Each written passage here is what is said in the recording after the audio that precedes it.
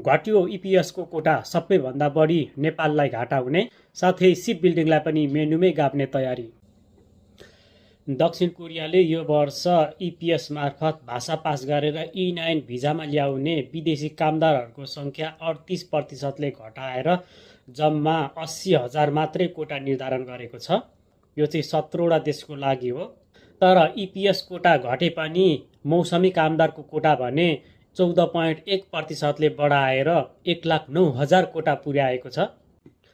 EPS कोटा घटे पनि मौसमी कामदारहरूको कोटा बढेको हुनाले अरू देशहरूको लागि फाइदा भएको छ। नेपालीहरू मौसमी कामदारको रूपमा कोरिया सरकारी तहबाट आउन पाइने छैन।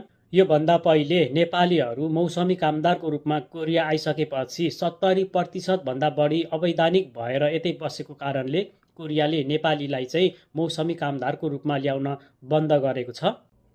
नेपालमा सिप बिल्डिङको छुट्टै कोटा दिएर 2023देखि परीक्षा गराउँदै आइरहेको थियो। अबदेखि छुट्टै कोटा नदिने भएको छ। सिप बिल्डिङको कोटा र मेनुको कोटा पहिलेको जस्तै मेनुमै समावेश गर्ने भएको छ।